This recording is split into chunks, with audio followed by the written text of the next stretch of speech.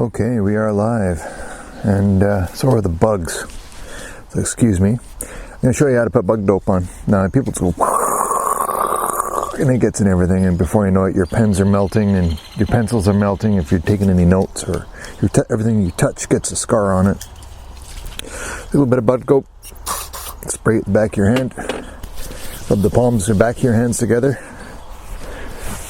just like that.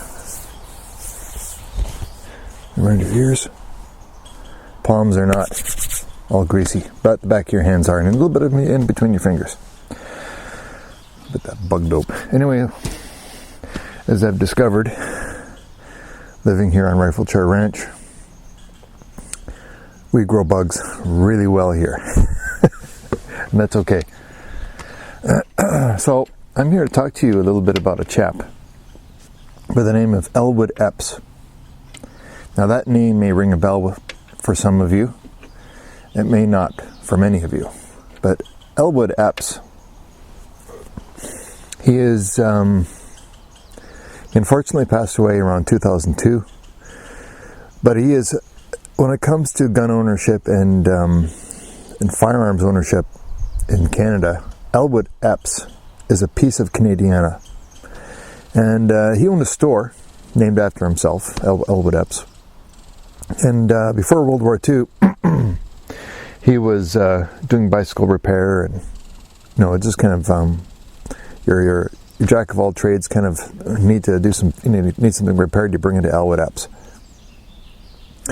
And then World War II happened. He started tinkering around with gunsmithing, and before you know it, he had actually started to do some experimenting with developing new calibers, or expanding or improving new calibers, or old calibers into a new kind of genre.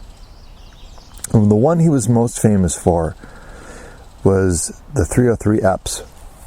He took a standard 303 British, as you see here, and I'll take a picture, and this here is an old Dominion case with 215 grain round nose on it. It's factory ammunition.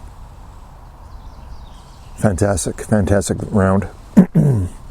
He'd take something like that, and he would straighten the case so it wasn't so tapered. So it was pretty much a straight wall from the bottom here, or the head case right here, measured around 0.455 inches, and up at the top it was like almost the same, right? So it was not quite, but much less tapered. And one of the reasons why the 303 British is, I should say, not necessarily people don't complain about it, but it is a problem where you can only get so many reloads out of a 303 British case, because the case expands to the dimensions of the chamber so dramatically. Remember, this is a battle rifle. The 303 British was designed to have mud, blood, gore, all kinds of stuff fed into that chamber and still be able to fire. So the case expands quite a bit once fired to meet the dimensions of the chamber. So what Ellwood Epps did was that he removed this taper essentially, and he gave it a much steeper shoulder, and he called it the 303 Epps. So here's a 303 Epps right here for comparison. You can see, I'll take a fired 303 case. You can see just how dramatic that is. All right, almost a straight taper down to a 35-degree shoulder. What this does, again, I'll roll in some photographs so you can see it better. What this does is it improves the case capacity of the 303 British to the point where you're walking into 30-06 territory when it comes to the kind of performance, muzzle velocities that you're getting. When you're shooting this out of the 303 Epps, if you're going to maximize the performance out of that cartridge, you can get that 180 grain round nose out of the 303 Epps. You can bump that up to around 2730, 2740 feet per second muzzle velocity. The traditional 180 grain bullet is generally running out of these 303 British at normally around 2400 feet per second, maybe just under a little bit. The bullet and the case was built around 174 grain full metal jacket running at 2,440 feet per second. The 303 Epps, you can bump that up almost 300 feet per second. That's a huge jump in performance. So you can see why people were impressed with it and why we're walking into 30-06 performance. So the reason why I'm thinking along these lines right now, by the way, there's a book that you should seriously consider, and you can get it from, if you're looking at exploring this further, of converting your rifle or your equipment to conform to the kind of the thought process that Ellwood Epps was thinking about when he started developing these kind of experimenting a little bit, is go to Stephen Redgewell's website. I'm not quite sure what the address is. It used to be 303british.com, but I'll double check that. And he's got a bunch of publications out there where he's done some of his own experimenting. You pick this up. I picked this up, I don't know, decades ago. And this book here is called The 303 Epps for the number 4 Lee Enfield. He also talks about the other actions you can run this through. And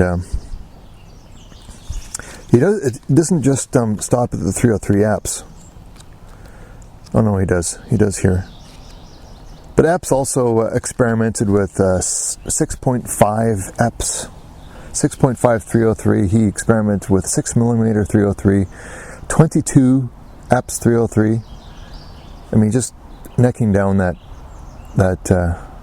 necking it down so we can take those other bullets and rebarreling them. And what a fantastic little piece of information this book is here.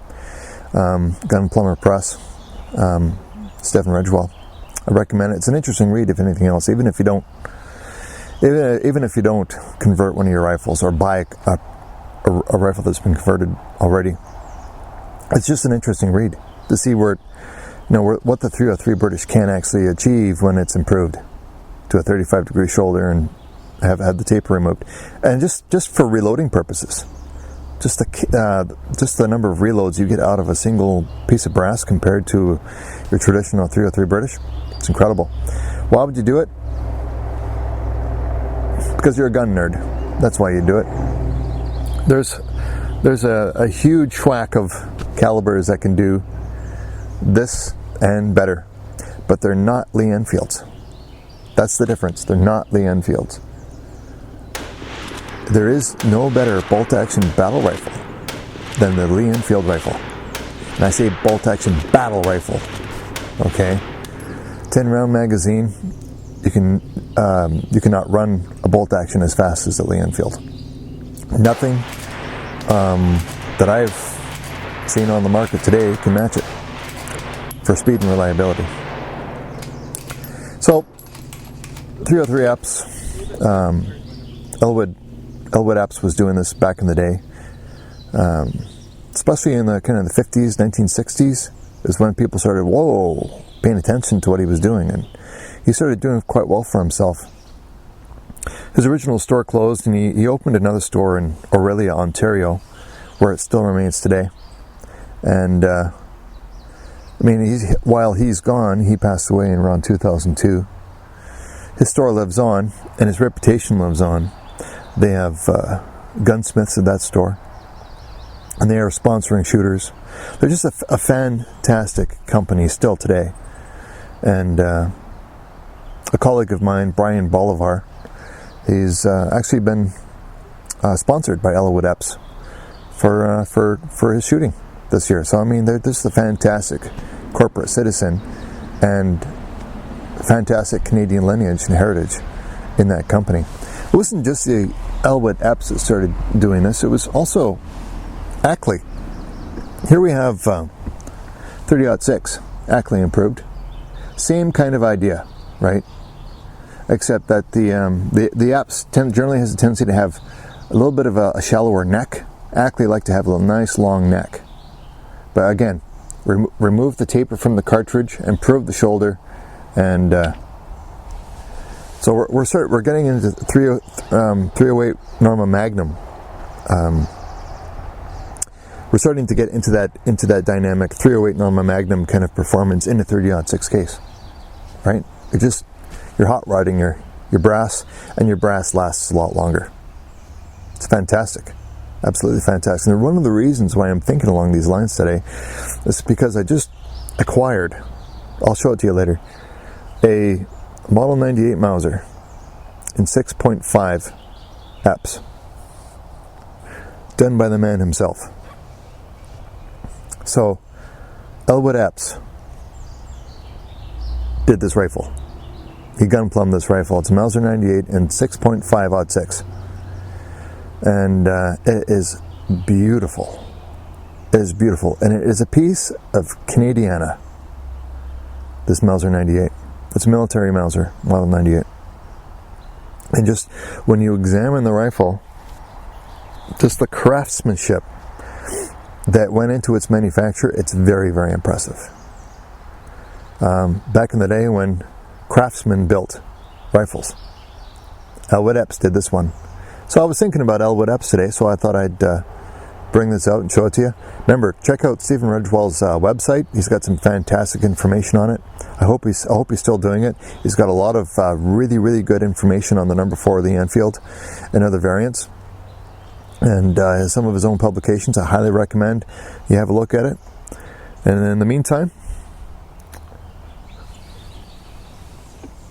I will talk to you later. It's Saturday morning out on Riflechair Ranch, enjoying the bird song, drinking a cup of coffee. Hope you're all doing well, and as always, Maple Leaf up.